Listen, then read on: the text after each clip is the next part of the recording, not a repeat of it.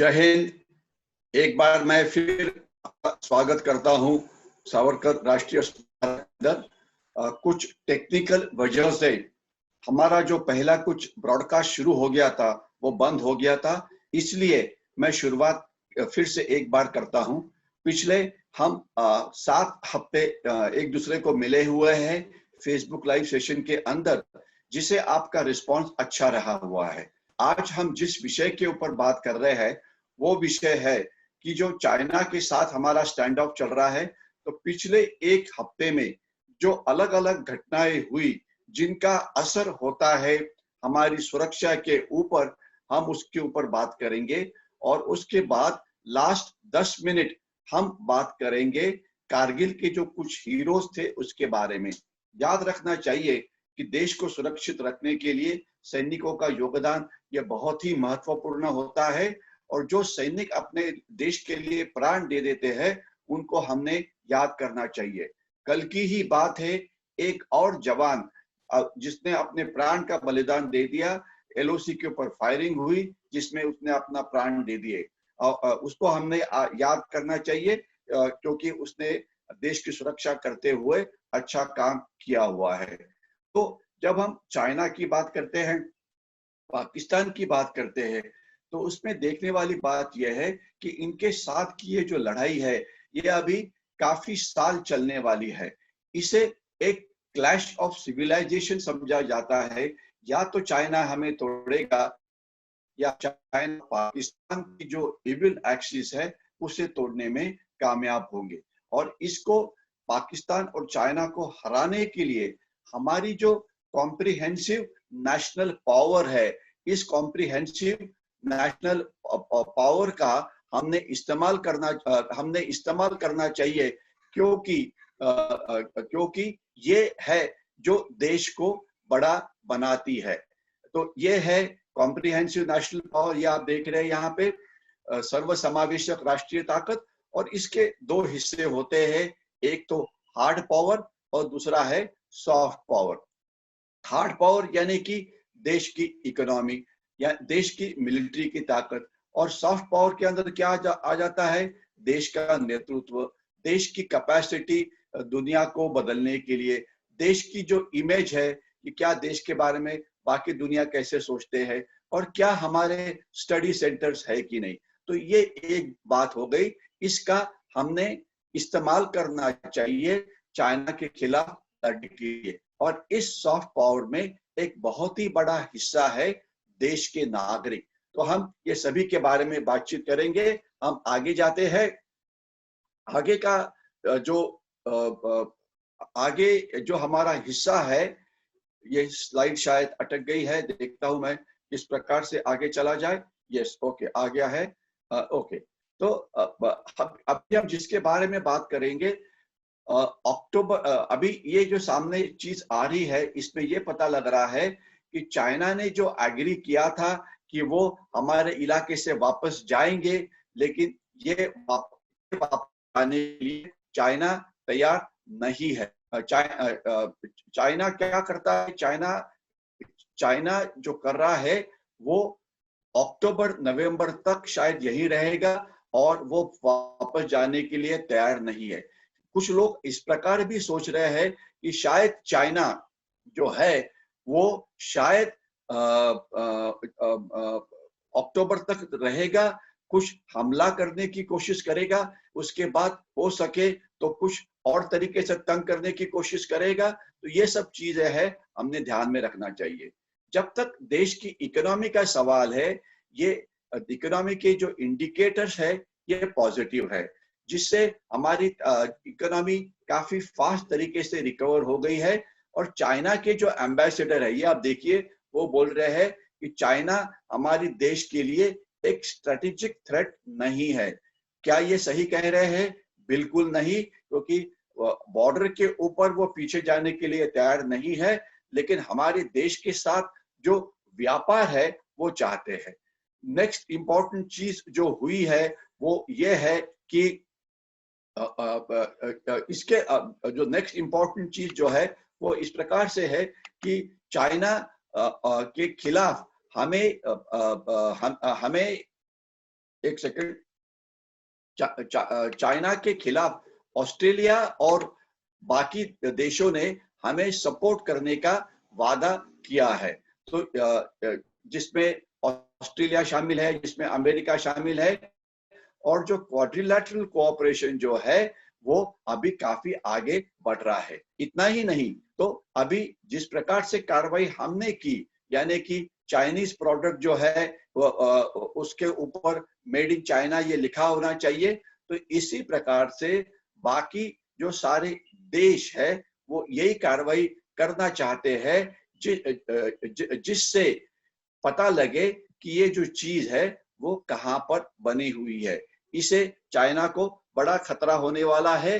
तो ये चाइना के खिलाफ जो हम दुनिया को सबको समझा रहे हैं कि किस प्रकार से चाइना तंग करता है, ये पूरी दुनिया को समझ में आ रहा है।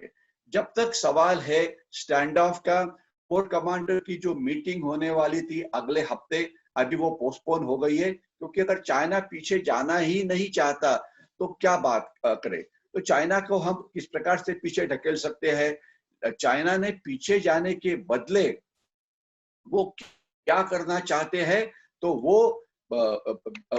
वो उल्टा जो वहां पे आपकी जो अपनी जो ट्रूप्स की स्ट्रेंथ है, ये ट्रूप्स की जो स्ट्रेंथ है वो बढ़ा रहे हैं।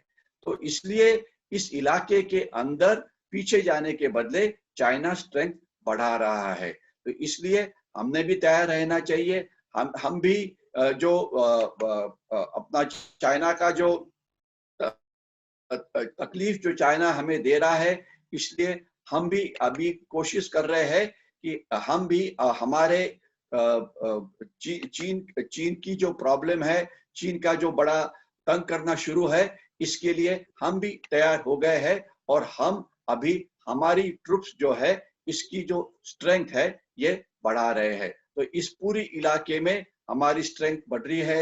यहाँ पर भी हमने हमारी स्ट्रेंथ बढ़ा ली है, और काफी सारे ट्रूप्स जो कश्मीर वैली के अंदर थे उसे हम अभी आगे भेज रहे हैं लद्दाख की सीमा के ऊपर। और इसी प्रकार इतना ही नहीं, तो हमने जो आगे वाले हमारी जो एरिया है, यानी कि हमारी एरिया जो अरुणाचल प्रदेश में है, जो समझ लीजिए कि जो सिक्किम में है, वहां पर भी हम हमारे ट्रूप्स को बढ़ा रहे हैं। चाइना और यूएसए के बीच में एक फिर आप एक जो और चीज हो रही है वो ये है कि यूएसए उन्हें बोल रहा है कि भाई आप जो उइगर मुस्लिम्स है इसे आप क्यों नहीं उनको क्यों तंग कर रहे हैं, उनको आप जेल में क्यों डाल रहे हैं। तो इसलिए अमेरिका और चाइना के बीच में एक स्पैट चल रहा है। इसके सिवाय चाइना ने एक और जो वायरस वहां से तैयार हो रहा है उसके बारे में वो ज्यादा बातचीत कर रहे हैं। चाइना में आजकल फ्लड्स का जो धोखा है ये काफी बढ़ा हुआ है। चाइना अगले कुछ साल में 6 से 8 न्यूक्लियर रिएक्टर्स अपने देश में बनाने वाले हैं, जिससे वो जो आगे उनके पास न्यूक्लियर वेपन्स बढ़ाने के लिए ज्यादा प्लूटोनियम मिलेगा। चाइना एक सेकेंड वेव ऑफ जो कोरोना वायरस है उसके बारे में बात कर रहा है। जब तक अमेरिका है उन्होंने इंडिया को सपोर्ट किया हुआ है, और इसके सिवाय अमेरिका ने जो चाइना के जो ट्रेडर्स है उनके ऊपर काफी सारे कंट्रोल्स लगाए हुए हैं। ऑस्ट्रेलिया जो अभी तक हम नेवल एक्सरसाइज के अंदर ऑस्ट्रेलियन नेवी को बुलाने में डरते थे, लेकिन अभी वो ये डर हमारा पीछे चला गया है, और अभी एक्सरसाइज मलबार के लिए ऑस्ट्रेलियन नेवी भी आ रही है। और बहुत सारे देशों ने 5G ट्रायल से चाइना को निकाला हुआ है। 5G ये सबसे इम्पोर्टेंट कंपनी है जो एक देश पूरी दुनिया के ऊपर स्पाइंग का उनके ऊपर आरोप लग रहा था। तो अभी इस कंपनी को बहुत सारे जो देश है उन्होंने उसे रोका हुआ है, और जिससे उनकी जो ताकत है, इकोनॉमिक ताकत, ये कम होने वाली है। जब तक सवाल है एक और इम्पोर्टेंट इवेंट का, वो है राफेल का आगमन। राफेल का आगमन जो हुआ है, ये हमारी देश के लिए एक बहुत ही अच्छी खबर है। अच्छी खबर इसलिए कि राफेल एक फोर्स मल्टीप्लायर है। ये विमान आपको यहाँ पे नजर आ रहा है। राफेल की क्या खासियत है? आज 5 राफेल 29 जुलाई को हमारी अंबाला एयरपोर्ट के ऊपर आके पहुंचे। तो इसके पहले जो हमारा एयरफोर्स था, हमारे पास 30 स्क्वाड्रन्स है फाइटर एयरक्राफ्ट के, जिसके अंदर 10 स्क्वाड्रन ये मिक्स के है। ये पुराने विमान है, उनकी बदली लाइट कॉम्बैट एयरक्राफ्ट तेजस से हो रही है। हिंदुस्तान एरोनॉटिक्स लिमिटेड उसे बनाने वाला है, लेकिन उनकी स्पीड कम है, इसलिए शायद अगले 2 से 2.5 साल के अंदर इन विमानों की बदली होने का अंदेशा है। इसके सिवाय और 10 स्क्वाड्रन जो हमारी है, वो मिराज और जगुआर विमानों की है। ये भी काफी पुराने हैं, इसलिए उनका मिड लाइफ अपग्रेडेशन शुरू है। तो उसमें से आधे विमान एक समय ये अपग्रेडेशन में लगे रहते हैं, तो लड़ाई के लिए आधे विमान ही मिलते हैं। हमारा जो सबसे मॉडर्न एयरक्राफ्ट फिलहाल का था राफेल आने से पहले, वो है सुखोई, जिसके हमारे पास 10 स्क्वाड्रन्स है। उसमें कुछ कमी हो गई थी एक्सीडेंट्स के कारण। जब हमारे प्राइम मिनिस्टर गए थे लद्दाख में, तब उन्होंने घोषणा की थी कि 20-25 विमान जो सुखोई स्क्वाड्रन्स पे कम है अलग अलग कारणों से, उसे हम रशिया से इमरजेंसी के तौर पे खरीद लेंगे। ये अर्थात एक अच्छी बात है, क्योंकि इससे हमारा जो कैपेबिलिटी है ये बढ़ेगा। अभी जो राफेल विमान आया है, इस राफेल विमान का क्या सबसे बड़ा फायदा है, इसके बारे में आपको पता होना चाहिए। सबसे बड़ा फायदा यह है कि ये देखिए, इसके नीचे काफी सारे मिसाइल्स लगे हुए हैं। इसके पास जो मिसाइल्स है, यानी कि जो क्षेपणास्त्र है, ये दो या तीन प्रकार के हैं। एक है एयर टू एयर, 300 किलोमीटर दूर अगर शत्रु का हवाई जहाज नजर आता है तो उसे पाड़ने की क्षमता राफेल के अंदर है। इसके सिवाय जो टारगेट्स जमीन के ऊपर होते हैं, उसे 150 किलोमीटर तक राफेल विमान फायर कर सकता है, फायर करके उसे बर्बाद कर सकता है। इसका फायदा यह है कि दुश्मन की जो एंटी एयरक्राफ्ट सिस्टम होती है, उसके बाहर रह के भी ये विमान अच्छी तरह से काम करता है। तो इसलिए ये विमान हमारी ताकत काफी बढ़ाता है। 5 विमान अभी हमारे पास आए हुए हैं। तो इनके आने के कारण जो हमारी जो क्षमता है, ये डेफिनेटली बढ़ेगी। इसके बारे में कोई भी शक ये होना नहीं चाहिए। ओके, तो ये विमान आने से हमारी क्षमता बढ़ी है, और आपको पता है कि इसे अंबाला में तैनात किया गया है, और अंबाला से ये विमान लद्दाख में चीन के खिलाफ कार्रवाई कर सकते हैं, और इसके सिवाय वो चाइना के खिलाफ लद्दाख के अंदर भी काम कर सकते हैं। और इसके बाद जो और 35 विमान आने वाले हैं, उसमें से आधे रहेंगे अंबाला में और आधे रहेंगे हाशिमारा, जो पश्चिम बंगाल में है। हम आगे जाते हैं। इसके आगे वाला जो हिस्सा है वो ये है कि चाइना के खिलाफ अभी दुनिया चली गई है। 130 जो देश है वो चाइना के खिलाफ चले गए हैं, और केवल 33 जो देश है वो चाइना के बाजू में है। इसमें से 2-3 ही इंपॉर्टेंट है। एक है सऊदी अरेबिया, दूसरा है ईरान, तीसरा है पाकिस्तान। लेकिन ये देश क्यों गए हैं? क्योंकि पैसे के लिए। तो ये अच्छी बात है कि अभी पूरी दुनिया चाइना के खिलाफ इकट्ठा आ रही है, और इसके सिवाय जो उनकी चाइना की जो टेक्नोलॉजी है, उसमें काफी सारे देशों ने उनके ऊपर बैन किया हुआ है। और चाइना का जो डेट है, इसमें आपको ये पता होना चाहिए कि चाइना का 330% इतना डेट ज्यादा है। चाइना की जो पॉपुलेशन है, उनका एज बढ़ रहा है। म्यांमार जो है चाइना से हमारे तरफ आ रहा है। पाकिस्तान जो चीज अफगानिस्तान में चल रही है, उसके बारे में नाखुश है। और ऐसे लगता है कि शायद चाइना जो है वो अफगानिस्तान में फंसने वाला है। अभी हम देखते हैं कि पिछले एक हफ्ते में पाकिस्तान के अंदर क्या चीजें हुई। पाकिस्तान का अफगानिस्तान ने, ये जो अफगानिस्तान यहाँ पर है, उन्होंने आरोप लगाया है कि पाकिस्तान उनके ऊपर क्षेपणास्त्र या मिसाइल्स दाग रहा है। ये जो बलूचिस्तान का एरिया है, वहां पे जो वायलेंस की लेवल है ये ऊपर हो रही है। और यहाँ से जो चाइना पाकिस्तान इकोनॉमिक कॉरिडोर जो जाता है, ये कॉरिडोर जो है, इसके ऊपर जो हमले है, ये हमले बढ़ रहे हैं। तो इसलिए इसलिए इम्पोर्टेंट चीज यह है कि चाइना जो पाकिस्तान के अंदर हो रही है, जो अलग अलग प्रॉब्लम्स उनके लिए हो रही है, तो ये सभी जो उनकी जो अंतर्गत सुरक्षा है, इसके ऊपर हमने नजर रखना चाहिए। और बलूचिस्तान के ऊपर जो ह्यूमन राइट्स वायलेशन हो रहे हैं, इसे दुनिया के सामने रखना चाहिए। सिंध के अंदर जो ह्यूमन राइट्स वायलेशन है, इसके ऊपर नजर रखनी चाहिए। और पाकिस्तान के लोग भी पाकिस्तान से नाखुश है, उसके ऊपर नजर रखनी चाहिए। लेकिन जो LOC है यहाँ पर, लेकिन फायरिंग जो है ये बिल्कुल जारी है, इसमें कोई भी कमी नहीं आ रही है। हम आगे जाते हैं कि इसके आगे क्या हो रहा है। एक हमने कुछ पॉलिसी लेवल चेंजेस के ऊपर, वन चाइना पॉलिसी जो हम फॉलो कर रहे हैं, इसके बारे में एक बार फिर से सोच विचार करने की जरूरत है। जो तिब्बत, जो अपना ताइवान है, क्या ताइवान के साथ हम डिप्लोमेटिक रिलेशंस एक बार शुरू कर सकते हैं? जो फ्रीडम मूवमेंट है, क्या फ्रीडम मूवमेंट में हम तिब्बत में मदद कर सकते हैं? हांगकांग के अंदर जो डेमोक्रेटिक मूवमेंट जो चल रही है, क्या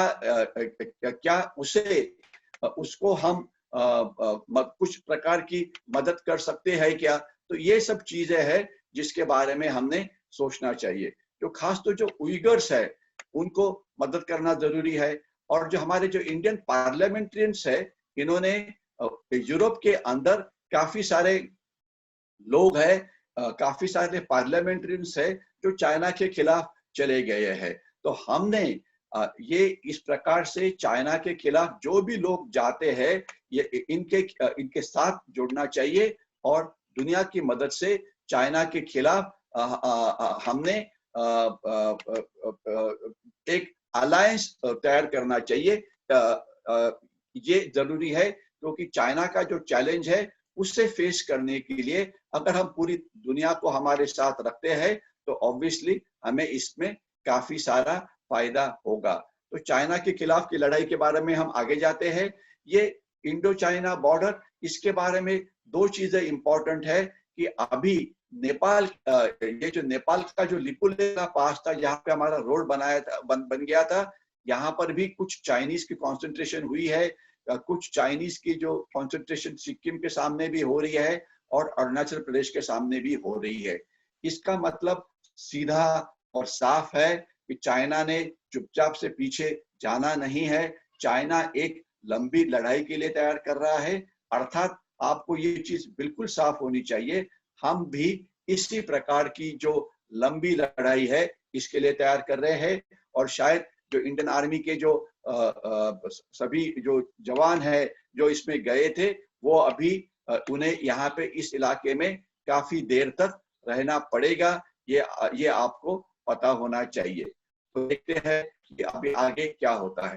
कुछ दिन पहले की बात है, एक बीजेपी के लीडर थे विजय पांडा, इन्होंने एक आरोप लगाया था कि बॉलीवुड के कुछ सेलिब्रिटीज है कि जो पाकिस्तान के जो ISI के एजेंट्स है उनके साथ मिले हुए हैं। शाहरुख खान है, उसकी वाइफ है, कि जो पाकिस्तानी एजेंट से जुड़े हुए हैं। आप पाकिस्तान के नॉर्मल सिटीजन से मैत्री रख सकते हैं, उसमें किसी को प्रॉब्लम नहीं होनी चाहिए। लेकिन ये जो रेहान सिद्दीकी है और टोनी ओशाई है, जिसके नाम यहाँ पे आपको नजर आ रहे हैं, ये सभी लोग इस प्रकार के लोग हैं, ये ISI के लिए काम करते हैं और हमारे देश में वायलेंस क्रिएट करने के लिए वो काम करते हैं। तो ये इन लोगों के साथ अगर आपकी रिलेशनशिप है तो ये बिल्कुल सही नहीं है, क्योंकि ये लोग ऐसे हैं कि जो युवकों को भड़काते हैं, बोलते हैं कि भारत के खिलाफ आर्म्स आर्म्स लो वगैरह। तो इसलिए इनके साथ कोई दोस्ती करता है तो ये अच्छी बात नहीं है, ये आपको समझ में आना चाहिए। हम आगे जाते हैं, आगे की कार्रवाई क्या हुई थी। जो चाइना पाकिस्तान इकोनॉमिक कॉरिडोर है, इसके अंदर काफी सीरियस इश्यूज अभी सामने आ रहे हैं। इशू नंबर एक ये है कि इसके अंदर जो ये देखिए, ये चाइना पाकिस्तान इकोनॉमिक कॉरिडोर है, इसके अंदर, और ये ग्वाडार से यहाँ से शुरू होता है। तो यहाँ पे चाइना ने सोचा था कि हर साल 5 से 6 हजार शिप्स यहाँ पे विजिट करेगी, क्योंकि ये वर्ल्ड क्लास पोर्ट बना हुआ है। लेकिन इतने शिप्स विजिट कर रहे हैं क्या? बिल्कुल नहीं। 5 या 6 शिप्स ही वहां पे विजिट करते हैं। और ये जो रोड है चाइना पाकिस्तान इकोनॉमिक कॉरिडोर, इसे कितने सारे लोग इसे इस्तेमाल कर रहे हैं? तो इसका शॉर्ट आंसर ये है कि केवल 1% जो कैपेसिटी है इस रोड की, वो इस्तेमाल हो रही है। यानी कि जो बाकी की जो कैपेसिटी है वो रोड की, वो इस्तेमाल नहीं हो रही है। यही आपको पता होना चाहिए। तो इसके लिए इस रोड का अगर कैपेसिटी यूज नहीं होता, ये सब रोड ये देखिए, तो इसका क्या फायदा? ये एक व्हाइट एलिफेंट बना हुआ है और इसे गार्डिंग करने के लिए पाकिस्तानी आर्मी यहाँ पर भी है, पाकिस्तानी आर्मी यहाँ पर भी है, पाकिस्तानी आर्मी यहाँ पर भी है। तकरीबन 3 डिवीजन पाकिस्तानी आर्मी को इसे गार्ड कर रहे हैं। तो इस प्रकार से अगर आप करेंगे तो ऑब्वियसली जो कॉस्ट है ये काफी बढ़ेगी। तो इसलिए ये जो इसका जो इस्तेमाल है ये बिल्कुल नहीं हो रहा है। और इमरान खान जो पंतप्रधान है पाकिस्तान के, उन्होंने बोला हुआ है कि हम ये चाहते हैं कि हमें जो लोन हमने लिया था, इस लोन को आपने हमें माफ करना चाहिए। तो ये टोनी अशाई है, ये जो अपना बाकी के जो लोग हैं, इनके ऊपर नजर रखने की जरूरत है। और सभी इंडियंस को ये समझ में आना चाहिए, जो भी पाकिस्तान के साथ आईएसआई के साथ जुड़े हुए हैं, उनके साथ नहीं कोई दोस्ती करनी चाहिए। और यहाँ देखिए, ये टोनी अशाई और रेहन सिद्दीकी ने तकरीबन 400 अलग अलग फिल्म आर्टिस्ट के जो कॉन्सर्ट्स है वो यूरोप और अमेरिका में उन्होंने ऑर्गेनाइज किए हुए हैं। कॉन्सर्ट को ऑर्गेनाइज करना कोई बुरी बात नहीं है, लेकिन जब इसमें आप भारत के खिलाफ बातचीत करना शुरू करते हो तो ये एक बुरी बात है। और अभी लेटेस्ट खबर जो मैं आपको बोलना चाहूंगा, कल की बात है, टाइम्स ऑफ इंडिया के पहले पेज के ऊपर एक आर्टिकल आया था जिसपे उन्होंने बोला था कि ये जो चाइनीज वायरस है या जो कोरोना का जो वायरस है, ये शायद चाइना से नहीं शुरू हुआ है। ये जो वायरस है ये शुरू कहाँ से हुआ है? तो ये बोलते हैं कि ये जो वायरस है शायद शुरू हुआ है वियतनाम से, शायद शुरू हुआ है म्यांमार से। क्या ये सच है? बिल्कुल नहीं। तो ये इस प्रकार का जो ये संशोधन या हमारे न्यूज़पेपर्स ने किया हुआ है, वो क्यों किया है? तो शायद इन्हें परचेस किया गया है। जो चाइनीज का जो व्यू पॉइंट है, ये बड़े न्यूज़पेपर जो है times of India, Hindustan times, उनके अगर आप टेनर देखेंगे तो इन्होंने सभी ने जो राजदूत है चाइना का, उनके इंटरव्यूज अब इन्होंने पब्लिश किए हुए हैं। और वहां पे ये जो राजदूत चाइना का क्या बोल रहा है कि हाँ, थोड़े बहुत लोग मारे जा सकते हैं इंटरनेशनल एलएसी के ऊपर, लेकिन हमारी इकोनॉमिक रिलेशन ये उसमें खराब नहीं होनी चाहिए। क्या ये सही है? बिल्कुल नहीं सही। हम आ जाते हैं अफगानिस्तान के ऊपर।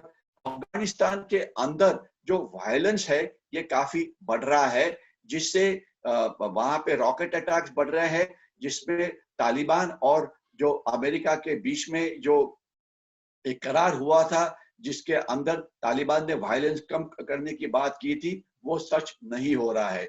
पाकिस्तान के अंदर भी जो दहशतवादी वायलेंस है ये बढ़ रहा है। जब तक सवाल नेपाल की बात है, नेपाल बातचीत का भी काफी करता है। 2 दिन पहले जो नेपाल के जो फॉरेन मिनिस्टर है, उन्होंने एक स्टेटमेंट किया था कि जो भारत और नेपाल के बीच में जो ट्रीटी हुई थी, जिसमें नेपाल के गुरखा ये भारतीय सेना में शामिल होते थे, ये ट्रीटी अभी बंद कर देनी चाहिए। भाई उनकी खुशी है, अगर वो चाहते हैं कि उनके जवान इंडियन आर्मी में ना आए तो प्रॉब्लम वो उनकी है, हमारे देश के लिए कोई नुकसान नहीं है, हमें कोई सैनिकों की कमी नहीं है। लेकिन एक बात जो सामने आनी चाहिए कि नेपाली गुरखास जो इंडियन आर्मी में आज भी उनकी संख्या 35-40,000 तक है, उन्होंने हमारी भारत की रक्षा के लिए बहुत ही अच्छा काम किया है, ये आपको समझ में आना चाहिए। हम आगे जाते हैं कि ये जो कोरोना वॉर है या जो बायोलॉजिकल वॉर है, जिसे थर्ड वर्ल्ड वॉर बोल सकते हैं, इसका अभी क्या स्टेटस है। तो उसकी स्टेटस अगर आप देखेंगे तो उसकी स्टेटस आज ये है कि अपना इसमें ये बंद होने का कोई नाम ही नहीं ले रही है। ये जो संकट पूरी दुनिया के सामने आया हुआ है, ये सेकेंड वर्ल्ड वॉर से ज्यादा बड़ा है। हमारी देश की इकोनॉमी को जो डैमेज हुआ है, ये पिछले 100 साल में सबसे ज्यादा हुआ है। ये कब खत्म होने वाला है कोई नहीं बता सकता। लेकिन इम्पोर्टेंट चीज जो है वो ये है कि इसे अगर हम एक अपॉर्चुनिटी में कन्वर्ट कर सकते हैं तो ये एक बहुत ही अच्छी बात होगी, क्योंकि ये जो है ये इम्पोर्टेंट है, converting crisis into an opportunity. और इस लड़ाई के अंदर हम सभी जो लोग हैं एक सोल्जर्स है। करना क्या चाहिए हमें पता है, सोशल डिस्टेंसिंग की बात है, मास्क की बात है वगैरह, लेकिन हमारे में से कुछ लोग इसे पूरी तरह से इम्प्लीमेंट जो है वो ठीक करते नहीं है। हम आगे जाते हैं कि चाइना ने वन बेल्ट वन रोड का एक बड़ा ये बनाया था। वन बेल्ट वन रोड क्या है? ये एक ऐसा एक प्रकल्प है जिसके ऊपर उन्होंने 6.5 ट्रिलियन डॉलर्स इतने खर्चा किए थे। ये है वन बेल्ट वन रोड। इसका शॉर्ट में था कि जो ये है चाइना में सब प्रोडक्ट्स बनते हैं, यहाँ से रोड्स बनाने चाहिए जो यूरोप में जाएंगे, अफ्रीका में जाएंगे, ये समुद्र से भी जाएंगे, ये आगे जाएंगे, जिससे चाइना में बनी हुई चीज फास्टेस्ट वे से जो मार्केट अफ्रीका का है, जो यूरोप का है, इसके आगे अमेरिका का भी है, वहां पर वो जल्दी पहुंच जाएंगे। तो ये रोड्स, रेलवेज, एयरपोर्ट्स और सी रूट्स का ये एक नेटवर्क था जिसके ऊपर 6.5 ट्रिलियन डॉलर इतना खर्चा चाइना ने किया है। और हम इसमें शामिल नहीं हुए थे, लेकिन इसे काउंटर करने के लिए हम भी हमारे इकोनॉमिक कॉरिडोर्स बना रहे हैं। अभी ये देखिए, ये एक इकोनॉमिक कॉरिडोर है कि जो मुंबई से हम अफगानिस्तान की तरफ जाना चाहते हैं। ये सी रूट्स जो है ये अलग अलग देशों के लिए जा रहे हैं। ये नेपाल से समुद्र के रास्ते हम उन्हें भुवनेश्वर की तरफ दे रहे हैं या सितवे की तरफ दे रहे हैं। ईशान्य भारत के लिए अलग अलग प्रकार के रोड हम तैयार कर रहे हैं। तो ये इसके बारे में मैं अगले कुछ 10-15 मिनट बात करूंगा, लेकिन क्योंकि ये समझ में आना चाहिए कि केवल चाइना ही इस प्रकार के रोड बना रहा है, ऐसे नहीं, हम भी हमारी इकोनॉमी को प्रॉस्पर करने के लिए अलग अलग प्रकार के रोड बना रहे हैं। हमने जो एक सार्क सैटेलाइट तैयार किया था जिसे GSAT-9 बोला जाता है, ये अभी पाकिस्तान छोड़ के बाकी जितने भी सार्क के नेशंस है, यानी कि नेपाल है, भूटान है, बांग्लादेश है, म्यांमार है, श्रीलंका है, यहाँ पे मालदीव है और अफगानिस्तान, यहाँ पे नजर रखता है। और इससे जो डेटा जनरेट होता है ये उन देशों को देता है। देखा जाए कि इससे हमें भी काफी सारा फायदा होता है। एक हमने एक रूट तैयार किया है जिसे म्यांमार बांग्लादेश पाइपलाइन के नाम से हम पुकार सकते हैं। देखिए, ये है म्यांमार, ये है हमारा देश हिंदुस्तान, कलकत्ता, हावड़ा नजर आ रहा है, और ये है बांग्लादेश। तो एक गैस की पाइपलाइन जो सितवे से शुरू होगी, ये वाया बांग्लादेश पहुंचेगी हावड़ा के अंदर, और वो हमारे नॉर्थ ईस्ट के अंदर भी जाएगी। त्रिपुरा है इसके आगे, अपना त्रिपुरा यहाँ पर है, सॉरी, यहाँ पे मिजोरम है, तो मिजोरम त्रिपुरा से ये आगे जाएगी। क्योंकि बात समझ में ये आना चाहिए कि म्यांमार में गैस सरप्लस अवेलेबल है, इसके सिवाय बांग्लादेश के अंदर भी गैस अवेलेबल है। अगर वो हमारे देश में पहुंचे तो हमारी जो एनर्जी सिक्योरिटी है वो ज्यादा अच्छी हो सकती है। इस पे काफी जोर से काम शुरू है, देखते हैं कितना आगे चला जाता है। साइबर वॉर की कुछ इंपॉर्टेंट घटनाएं हुई थी। एक तो ऑस्ट्रेलिया के साइबर सिस्टम के ऊपर हमला हो गया था, इसके सिवाय वो हमारे देश के ऊपर हमला करेंगे, इस प्रकार की खबर आ रही थी। लेकिन हमारी जो फायरवॉल्स है, हमारी जो संस्था है जिसे सर्ट बोला जाता है, जनरल पंत उसके मुख्य है, साइबर इमरजेंसी रिस्पांस टीम, उन्होंने अच्छा काम किया है और अभी तक कोई बड़ा हमला जो है हमारे साइबर सिस्टम्स के ऊपर नहीं हुआ है। ये एक और इम्पोर्टेंट रूट जिसे इकोनॉमिक कॉरिडोर के तौर पे आप बोल सकते हैं, इसे समझने की जरूरत है। ये देखिए, ये हमारा नॉर्थ ईस्ट है, ये मिजोरम है, ये त्रिपुरा है ऊपर के नॉर्थ ईस्ट, और यहाँ पे बांग्लादेश है, ये हमारा हावड़ा या कलकत्ता है। अगर आपको नॉर्थ ईस्ट में जाना था तो आपको बाय लैंड रूट पहले काफी लंबा रास्ता करके नीचे आना पड़ता था, लेकिन अभी हम इतना लंबा रास्ता करने के बदले हम बाय समुद्र निकलेंगे, सीधा सितवे पे पहुंचेंगे। कि ये जो एक पोर्ट है म्यांमार का, समुद्र से प्रवास करना आसान होता है। तो यहाँ से ये जो नदी है जिसे कलादान नदी बोला जा सकता है, ये समुद्र से आएगा, इसे मल्टी मॉडल ट्रांसपोर्ट बोला जाता है। इसके आगे वो नदी से वाया पलेटा और हमारे देश में पहुंचेगा और यहाँ से बाय रोड मिजोरम और बाकी जगह पे चला जाएगा। इससे जो ईशान्य भारत के जो एक्सट्रीम कॉर्नर में जो भाग है, मिजोरम है, त्रिपुरा है, इसे डिस्टेंस ऑलमोस्ट 2/3 से कम हो जाएगा, जिससे इस इलाके की इकोनॉमी प्रॉस्पर होगी, जिससे हमें अल्टरनेट रूट्स मिलेंगे ईशान्य भारत में जाने के लिए। अगर किसी कारण से अगर सिलीगुड़ी कॉरिडोर को कोई तकलीफ हो जाती है लड़ाई के अंदर, तो ये भी रूट्स अल्टरनेट जो है हम इस्तेमाल कर सकते हैं। मैं 2 मिनट के लिए लीगल वॉर के बारे में बोलूंगा। वर्ल्ड ट्रेड ऑर्गेनाइजेशन का दुरुपयोग चाइना ने कैसे किया है, इसके बारे में हमने थोड़ी बात की थी। लेकिन चाइनीज कंपनी अभी क्या करती है कि वो हमारे देश के कानून का इस्तेमाल करते हुए हमारे देश के खिलाफ डिसीजंस देने के लिए हमारी न्याय व्यवस्था को कंपेल करते हैं। कुछ देर पहले मदुरई के एक बेंच ने टिकटॉक पर डाली, क्योंकि ये बच्चों के लिए ठीक नहीं है, इसका कारण ये था, और इसे केंद्र सरकार के आदेश के अनुसार गूगल से ये निकाला भी गया। लेकिन ये जो चाइनीज कंपनी है बाइट डांस, इन्होंने हमारे कार्यालय, उन्होंने हमारे सर्वोच्च न्यायालय में चले गए वो, और न्यायालय ने एक अलग ट्रिब्यूनल ये किया मुकुल दातार के नीचे, और मुकुल दातार ने रिपोर्ट दे दिया 3 हफ्ते के अंदर कि नहीं, टिकटॉक को बैन नहीं करना चाहिए, ये अच्छा ऐप है, और ये जो बैन लगाया था गवर्नमेंट ने, ये निकाला गया। अभी देखिए, हमारे न्यायालय के अंदर आज 3 करोड़ से ज्यादा अलग अलग जो केसेस है ये पेंडिंग है। लेकिन चाइनीज कंपनी को 3 हफ्ते के अंदर एक मुकुल दातार जैसे लोगों को अपॉइंट करके उनको फेवरेबल डिसीजंस कैसे मिलते हैं? क्या ये मुकुल दातार और जो न्यायालय है, इनको देश की सुरक्षा के लिए टिकटॉक के धोखा है, पता नहीं है। हमारे लोगों को न्यायालय के अंदर कोई जस्टिस मिलना बहुत ही डिफिकल्ट है। अभी 4 दिन पहले की ही बात है, 20 साल पहले एक भ्रष्टाचार की केस हुई थी जिसमें जया जेटली जो थी, उन्हें अभी 4 साल की जेल दे दी।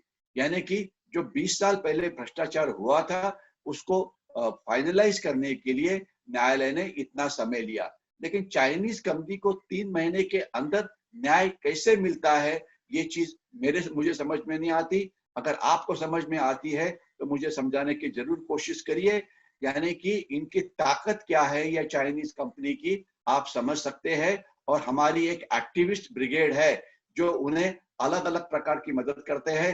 लिबरल इंडियंस कुछ है कि जो इस प्रकार का काम करते हैं। एक इम्पोर्टेंट घटना जो पिछले हफ्ते में हुई थी, आज उसका मैं आपको अपडेट देना चाहता हूँ। हुआ तो था ये एक तकरीबन 10 दिन पहले कि चाबार, ये जो बंदर है, जो ये बंदर ईरान के अंदर है और इसके डेवलपमेंट के लिए हमारा देश काम कर रहा था। और यहाँ से वो एक रेलवे लाइन के अंदर हम मदद करने वाले थे कि जो अफगानिस्तान में जाने वाली थी। लेकिन खबर ये आई कि इस रेलवे लाइन के प्रकल्प से हमारे देश को निकाला गया। लेकिन बाद में ईरान ने कंफर्म किया कि ऐसी बात हुई नहीं है, अभी भी हम शायद उसमें आ सकते हैं। लेकिन मोर इम्पोर्टेंट बात यह है कि चाइना यहाँ पे तकरीबन $40 बिलियन इतना पैसा खर्चा करने वाला है इकोनॉमिक कोऑपरेशन करने के लिए ईरान के साथ। चाइना अगर $40 बिलियन देता है तो हमारी जो मदद है ये तकरीबन $1 बिलियन के आसपास है। तो ऑब्वियसली ईरान चाइना के फेवर में जाएगा और सभी परमिशन उन्होंने चाइना को दे दी है। लेकिन इतना ये एक चीज समझ में आनी चाहिए कि ईरान को भी इतना अक्ल है कि जो चाइनीज से जो मदद मिलती है, ये मदद काफी कॉस्टली है। इससे अलग अलग जो देश है उनकी इकोनॉमिक हालात जो है ये एकदम खराब हो जाती है।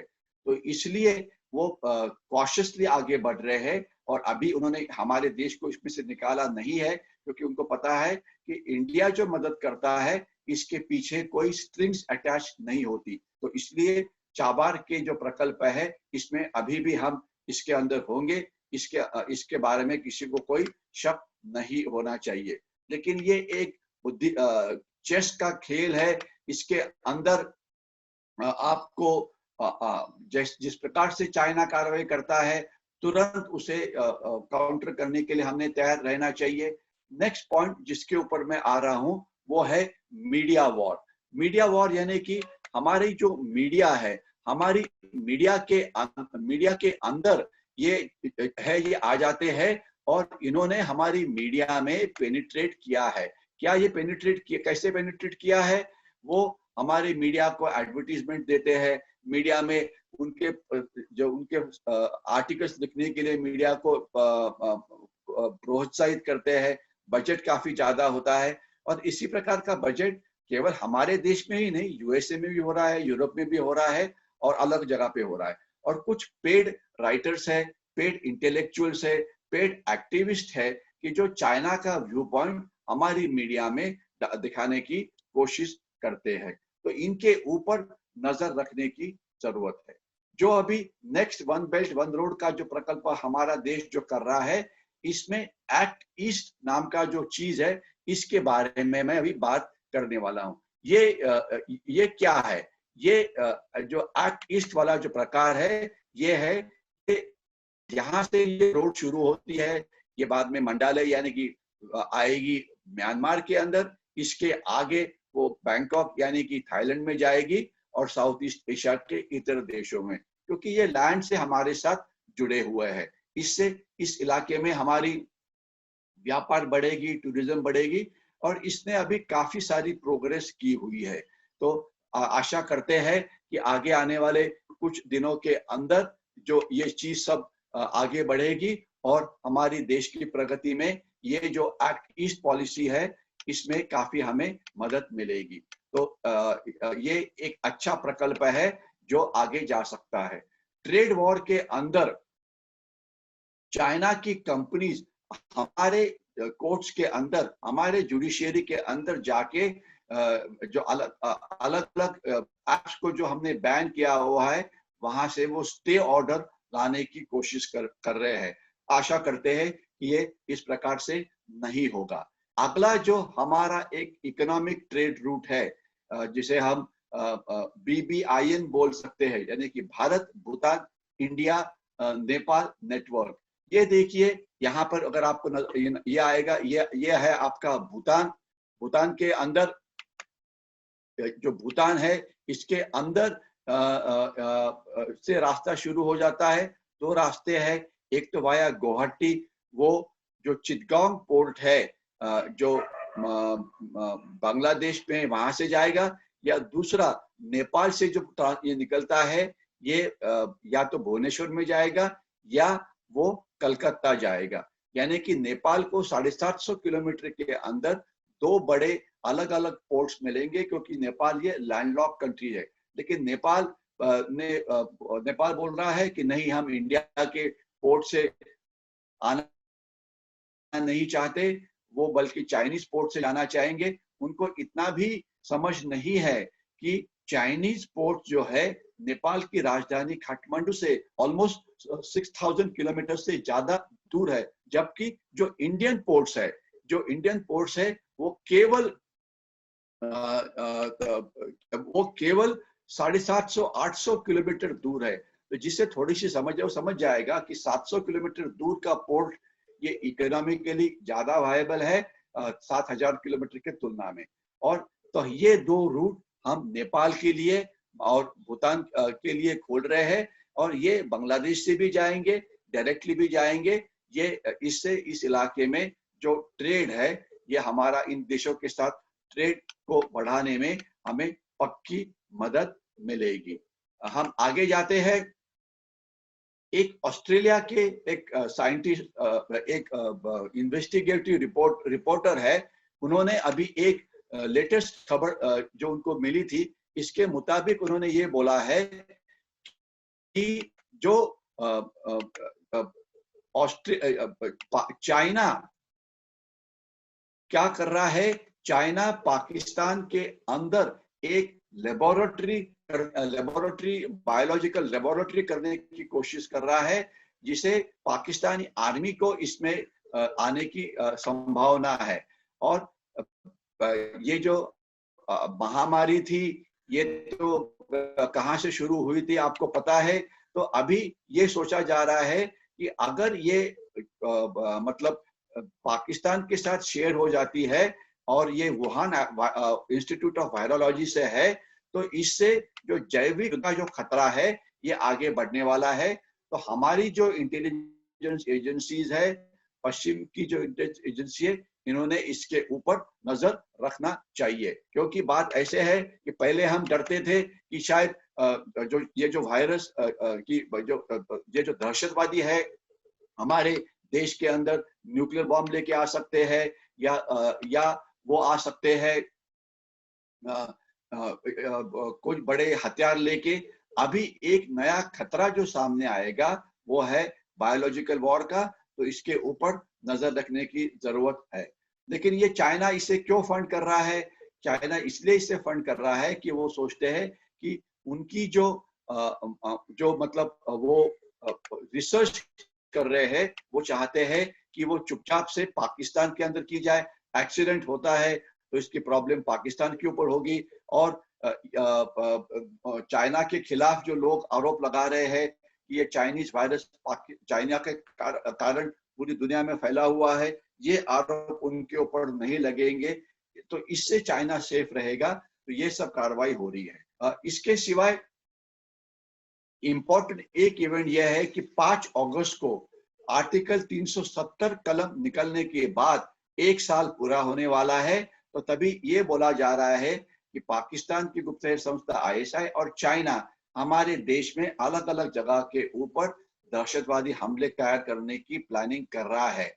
मैं आपको डराना नहीं चाहता हूं, लेकिन इतना इम्पोर्टेंट है कि हमने कान और आंख खुले रखने चाहिए। खास तो जो हमारे बड़े सिटीज होते हैं, पुणे है, मुंबई है, यहाँ पे इस प्रकार की चीजों के लिए हमने तैयार रहना चाहिए, क्योंकि कांस्टेंट अलर्ट रहने से जो इस प्रकार के जो धोखे हैं, इसे कम करने में हमें कामयाबी मिल सकती है।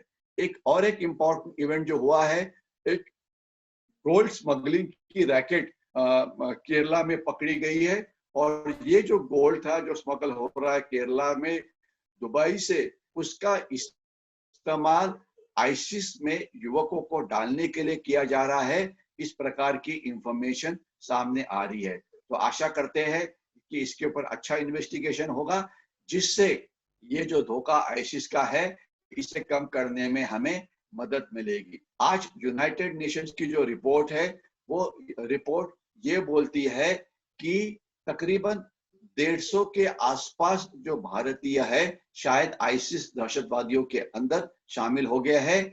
और अगर आपने इनके किसी के नाम वगैरह पढ़ने हैं तो इंटरनेट के ऊपर नेशनल इन्वेस्टिगेशन एजेंसी जो हमारे देश की है, जो इस प्रकार की इन्वेस्टिगेशन करती है, उनका वेबसाइट आपको मिलेगा, जहां पर इसमें से कुछ लोगों के नाम आपको मिल जाएंगे।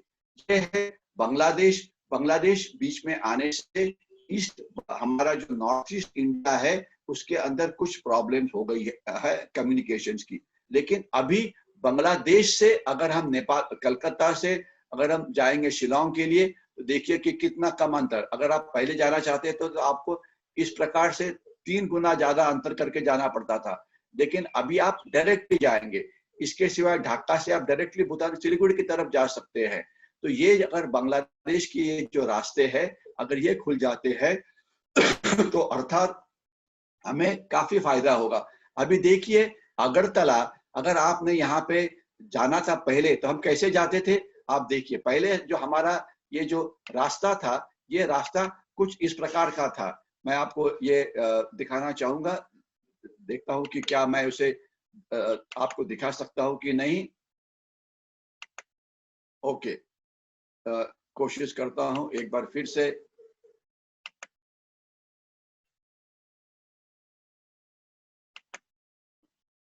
शायद ये मेरा ये काम नहीं कर रहा है। ओके, नहीं ये काम नहीं कर रहा है शायद। ओके, कोई बात नहीं। तो अगर हमने अगरतला में जाना था तो पहले हम यहाँ से बाय रोड पूरा इतना फैसला करके यहाँ तक पहुंचते थे, तकरीबन 4,500-5 हजार किलोमीटर का रास्ता। अगर हम कलकत्ता से डायरेक्टली अगरतला इस प्रकार से जा सकते हैं तो रास्ता ये 2/3 से कम होगा, जिससे जो अगरतला यानी कि जो त्रिपुरा का जो एरिया है उसकी इकोनॉमी काफी सारी प्रॉस्पर हो सकती है। और इसके सिवाय शिलोंग जो मेघालय के अंदर है, डायरेक्टली अगर हम यहाँ से पहुंच सकते हैं तो ऑब्वियसली काफी सारा फायदा होगा। और इस इलाके में जो अलग अलग नदियां है इनका भी हम इस्तेमाल करना चाहते हैं, जिससे मल्टी मोडल ट्रांसपोर्ट के तौर पे बोला जाता है। तो ये होने से ईशान्य भारत की जो प्रगति है, इस प्रगति में अच्छा योगदान मिलेगा। ये चीज समझ में आनी चाहिए।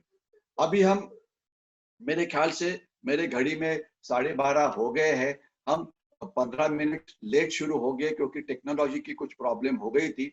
तो मैं अगले 5 मिनट में रुकने की कोशिश करूंगा और उसके बाद अगर कुछ आपके सवाल है तो उसे रिप्लाई करने की कोशिश करूंगा। उसमें से एक सवाल है सॉफ्ट पावर के बारे में।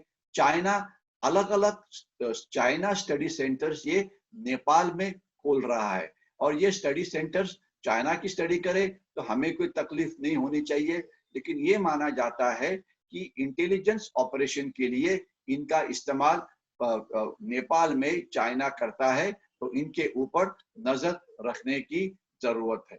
कुछ फॉरेन पॉलिसी के अंदर हमें कुछ सक्सेसेस मिली हुई है, इसके बारे में मैं बोलना चाहूंगा। ये जो आपको नजर आ रही है ये है ब्रह्मपुत्रा नदी, और ब्रह्मपुत्रा नदी के अंदर नदी के ऊपर ये जो पुल बना है इसे बोगीबिल ब्रिज बोलते हैं।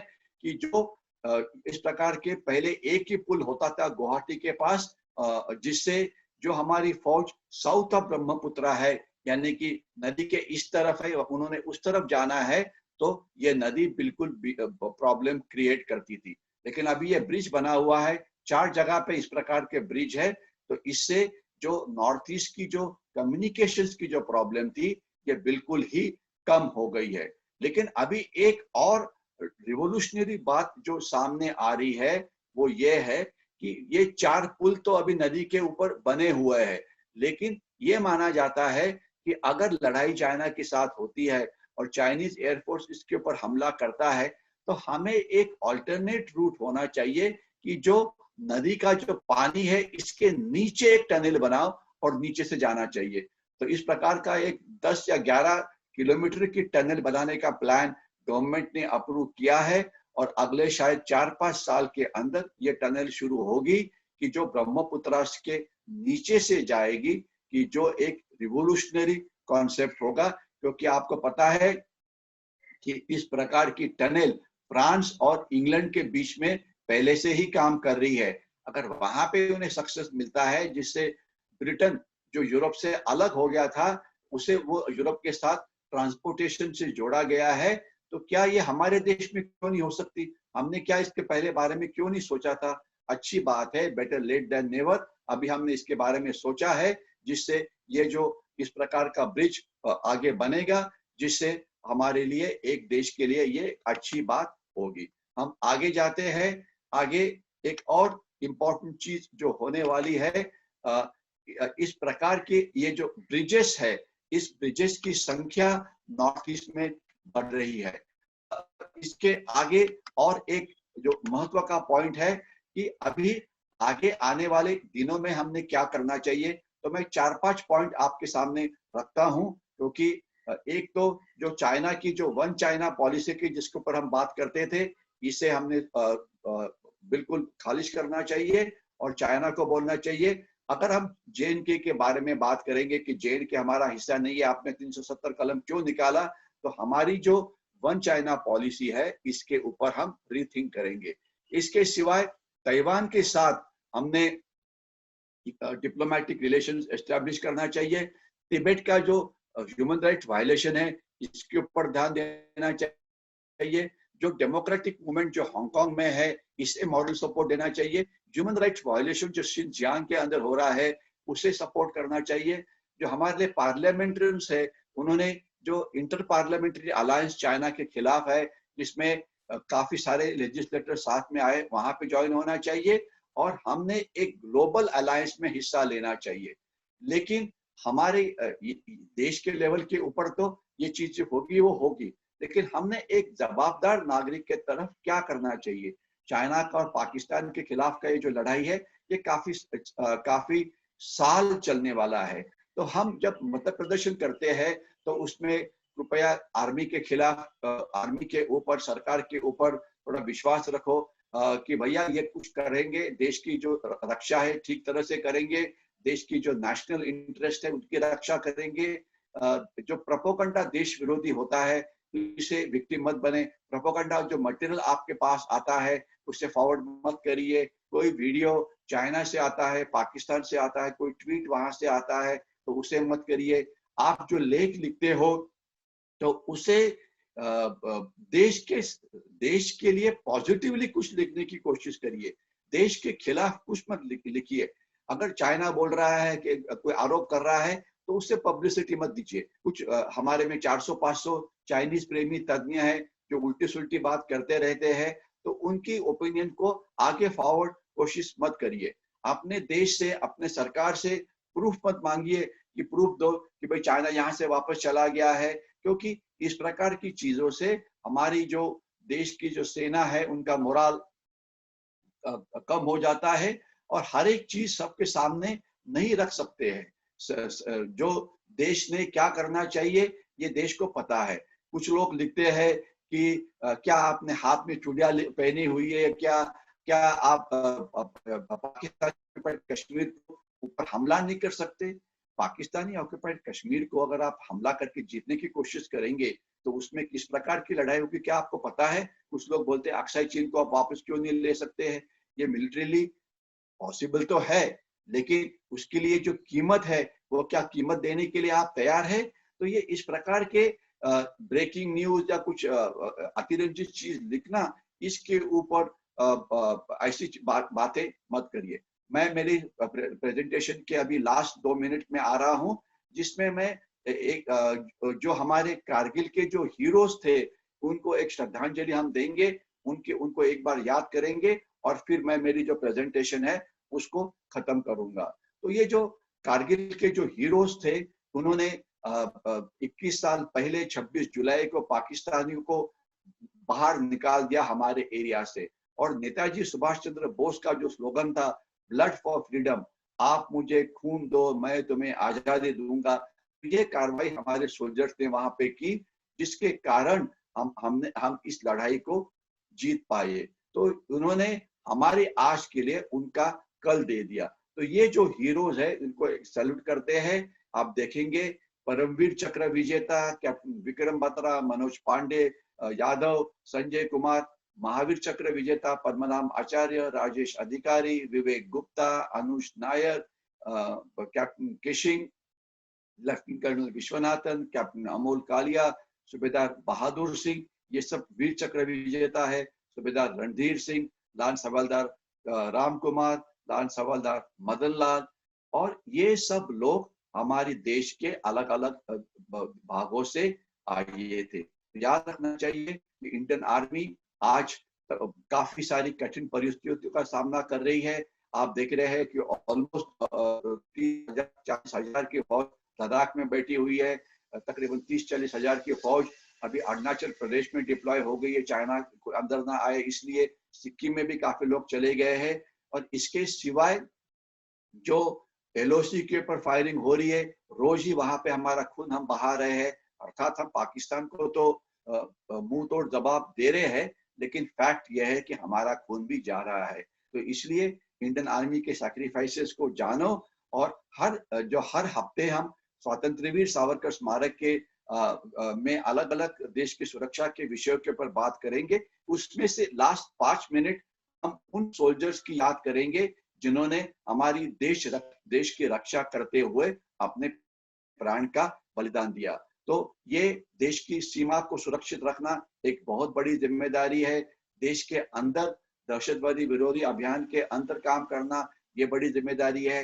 पाकिस्तान का प्रॉक्सी वॉर कश्मीर में आज भी चल रहा है। ईशान्य भारत में चाइना इंसर्जेंसी को एक्टिवेट करने की कोशिश कर रहा है, लेकिन कुछ पॉजिटिव्स भी है। एक खबर ये मैंने पेपर में देखी कि 58 हमारे इंडियंस है कि जो दुनिया के अलग अलग कंपनीज के अंदर 11 देशों में ये काम करते हैं, और उनकी जो रेवेन्यूज उन्होंने जनरेट किए हैं वो देखिए $1 ट्रिलियन इतने बड़े हैं।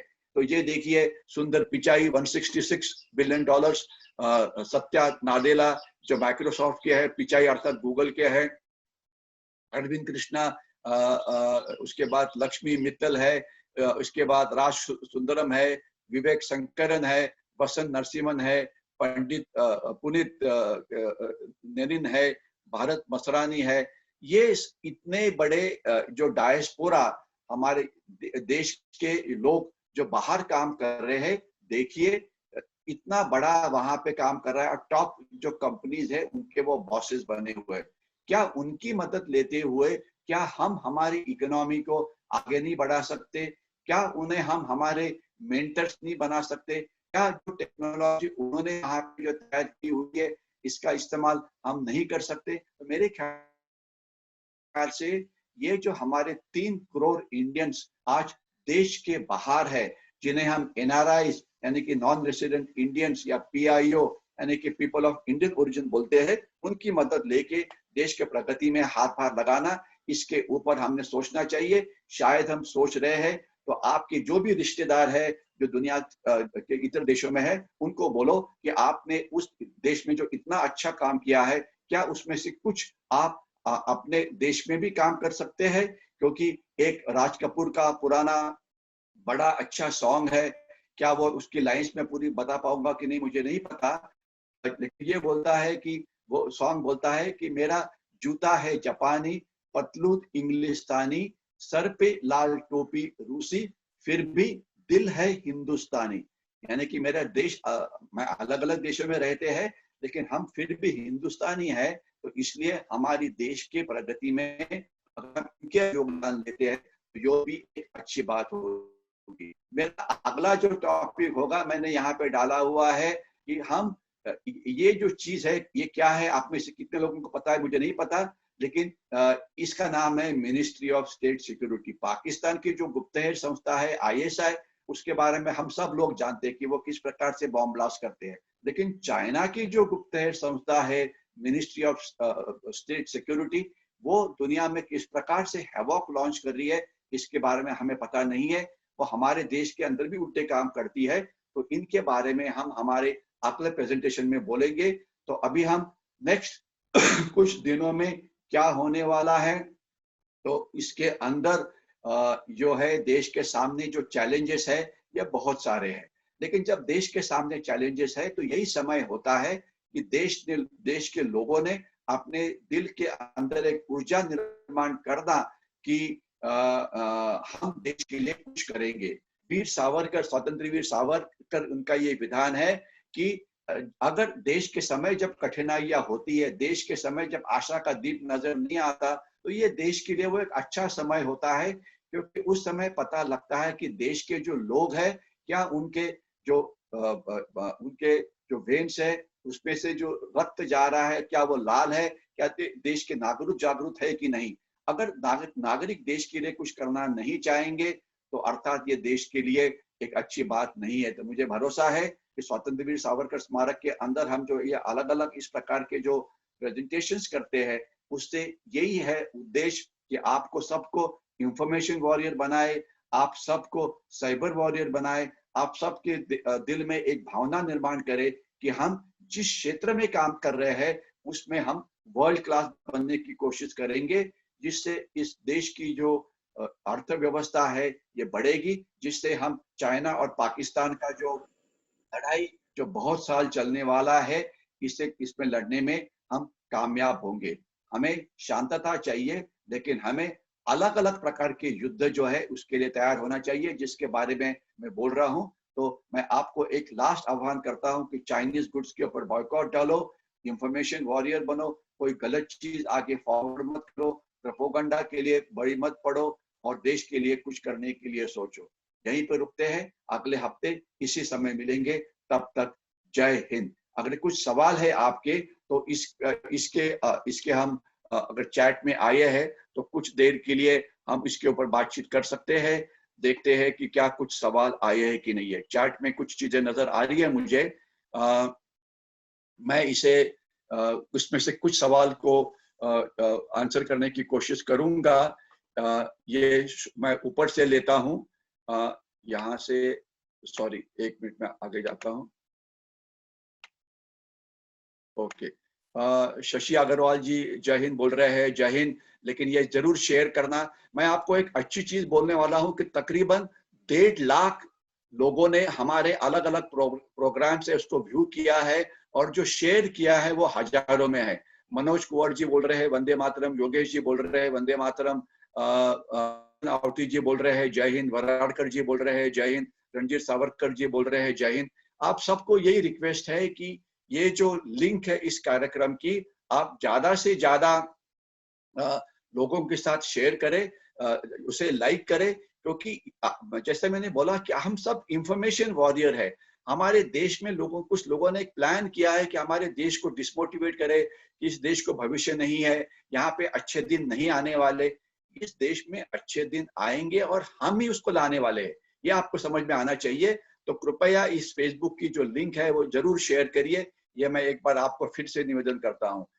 उदय अग्निहोत्री जी पूछ रहे हैं कि न्यूज़पेपर में न्यूज आई है कि चाइना का जो पीएलए है, they have started recruiting Gurkhas, what impact it will have on us. Uday Agnihotri का जो सवाल है कि गुरखास अगर चाइनीज आर्मी में आएंगे तो इसका हमारे पर इम्पैक्ट क्या होगा। शॉर्ट में मैं बोलना चाहूंगा कि चाइना जो नेपाल के जो गुरखाज है इस समय ब्रिटिश आर्मी के अंदर भी काम कर रहे हैं, लेकिन ब्रिटेन से हमारा कोई तकलीफ नहीं है, लेकिन वो उनके लिए एक मीन्स ऑफ अर्निंग मनी है। तकरीबन 35-40,000 गुरखाज नेपाल के हमारे देश में हमारे आर्मी में है, और उनका योगदान बहुत ही बढ़िया रहा हुआ है। आज आपको पता होना चाहिए कि यही गुरखा आज लद्दाख बॉर्डर के ऊपर है, याद रखना। तो ये बिल्कुल बहुत अच्छा काम कर रहे हैं, और जो एक सर्विसमैन कम्युनिटी जो वहां पर है नेपाल में, वो हमारे बिल्कुल साथ है। वो हमारी एक सॉफ्ट पावर है कि जो हमारे देश के साथ हमेशा बने हुए हैं। जब नेपाल में प्रॉब्लम चल रही थी, प्रचंडा नेपाल को मतलब बहुत हिंसाचार कर रहा था, तभी भी ये हमारे साथ थे। अभी ये गुरखास अगर चाइनीज आर्मी में जाते हैं तो हमारे लिए क्या नुकसान होगा। देखिए ये कितनी संख्या में जाएंगे और वो क्या करेंगे। चाइना कहीं लड़ाई तो कहीं लड़ नहीं रहे हैं। चाइना ने 1978 की कोई बात लड़ाई की नहीं है। चाइना की जो सिस्टम है चाइनीज आर्मी की, वो इस प्रकार की है कि वो हर एक नागरिक को आर्मी में जाना कंपलसरी करते हैं। ये कंपलसरी 3 साल की कॉन्स्क्रिप्शन चाइना में होती है और 1 साल की ट्रेनिंग होती है और 2 साल वो रहते हैं, क्योंकि उनका उद्देश्य क्या है कि वो जो उनकी जो पीएलए की जो पॉलिसीज है, यानी कि चाइनीज कम्युनिस्ट की पॉलिसीज है, उनको एक हार्ड कोर चाइनीज कम्युनिज्म का सपोर्टर बनाए। ठीक है, तो इसलिए इनको 3 साल के ट्रेनिंग में 3 महीना उनको कम्युनिस्ट पार्टी का मेंबर बनाते हैं और 9 महीना ट्रेनिंग करते हैं और 2 साल के लिए उन फौज में नौकरी करते हैं। अभी वहां पे गुरखा जाएंगे तो असर क्या होगा, कितने जाएंगे, ये तो आगे आने वाला समय ही बताएगा। लेकिन वो कहाँ आएंगे, एज इट इज सवाल जो है, चाइना का जो पेनिट्रेशन जो है नेपाल के अंदर एज इट इज वो कंप्लीट है। जो उनके जो चाइना स्टडी सेंटर, वहां पर 50 चाइनीज सेंटर बने हुए हैं, वो स्टडी सेंटर कम है, वो इंटेलिजेंस निकालने के सेंटर्स ज्यादा है। आज अगर आप इंडियन बन के, अगर आप इंडियन मतलब अभी तो टूरिज्म शायद खत्म हो गया है, लेकिन जब शुरू होगा आप नेपाल में जाए, जहां जहां इंडियंस जाते हैं वहां के ऊपर चाइनीज आपके पीछे आ जाते हैं। ठीक है, मैं नेपाल की बात कर रहा हूँ, इंडियन टूरिस्ट के पीछे आ जाते हैं। तो और कुछ सोल्जर जाने के बाद हमारे पर कुछ बुरा असर होगा, मुझे लगता नहीं है, क्योंकि चाइना की लड़ाई करने की हिम्मत नहीं है।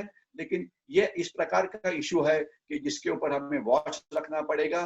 क्या वो चाइना को इंटेलिजेंस देंगे छुट्टी में आने के बाद? वो तो इंटेलिजेंस उनको वैसे ही मिल रहा है। प्राइम मिनिस्टर ओली खुद ही बोल रहे हैं कि जो इंडियन है चाइना कोरोना वायरस से ज्यादा है। तो और कुछ खराबी हो सकती है, ये मुझे नहीं लगता। लेकिन इसमें आपको ज्यादा डराने की भी बात नहीं है।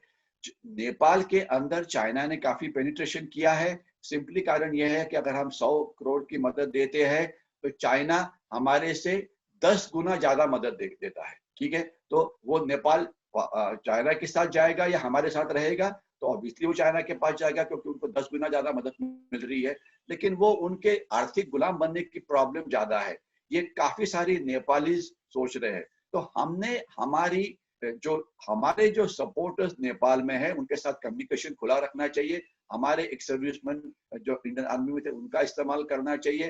काफी सारे नेपाली कांग्रेस है वो हमारे साथ में है, काफी सारी नेपाल की पार्टीज है हमारे साथ है। तो हमारी जो प्रो इंडिया कॉन्स्टिट्यूंसीज है उनके साथ मिलाप जारी रखना चाहिए, क्योंकि ये जो लड़ाई है चाइना की नेपाल के अंदर इनरोड करने की, ईरान के अंदर जाने की, ये काफी साल चलने वाली है। तो इसलिए हमें ये लड़ाई लड़ती रहने पड़ेगी।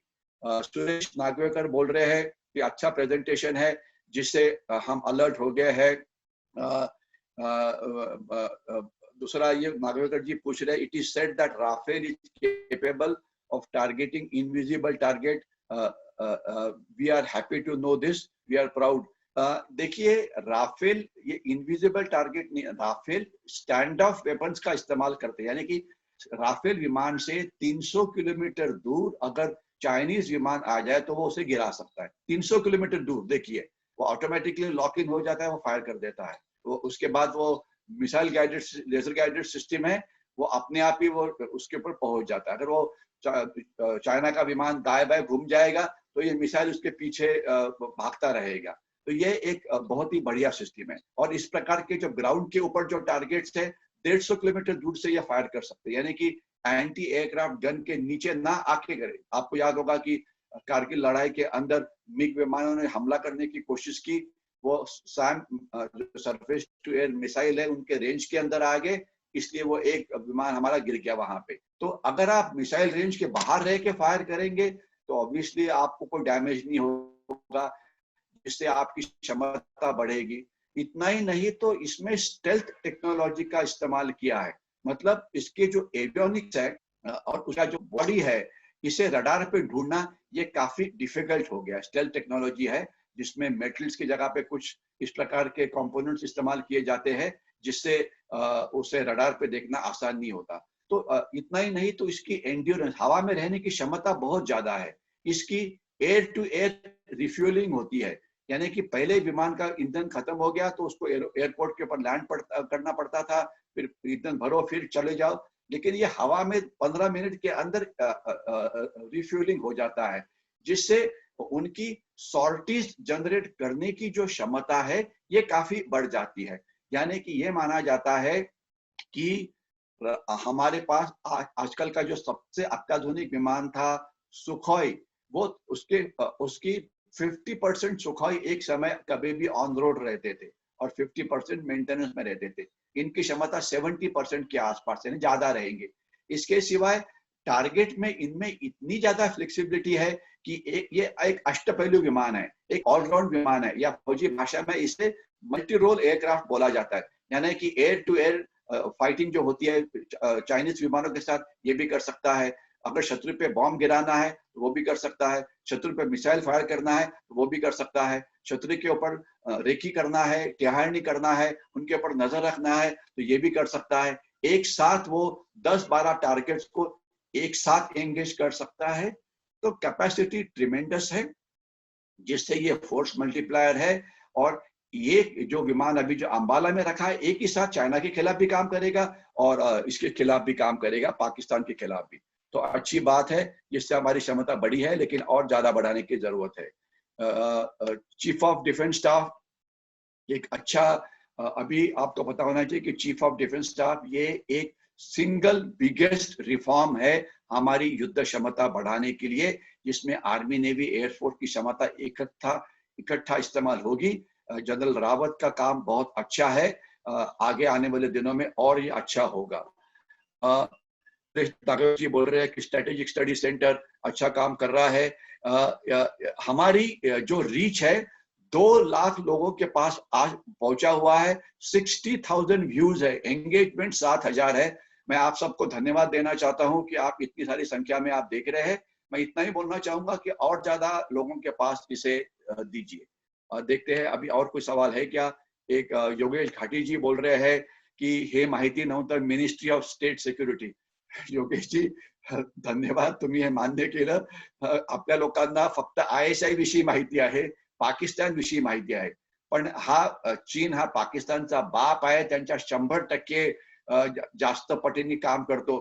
पाकिस्तानी दहशतवादी फक्त 20-25 लोकांना मारायचे, ठीक आहे ना, आणि चीननी आज म्हणजे जेवढे पोलीस आपल्या करोनामुळे मारले महाराष्ट्रामध्ये, तेवढे पोलीस कधी दहशतवादी हल्ल्यात गेले नव्हते हो।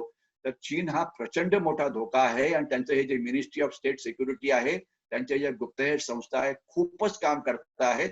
त्यांना कसं तोंड द्यायचं आपण त्याच्याविषयी बोलू पुढच्या याच्यामध्ये। उदय अग्निहोत्री जी थैंक यू बोल रहे हैं। मेरे ख्याल से यहाँ पे पूरे सवाल खत्म हो गए हैं। तो चलो मैं यहीं पे अभी ये रुकने का समय आ गया है।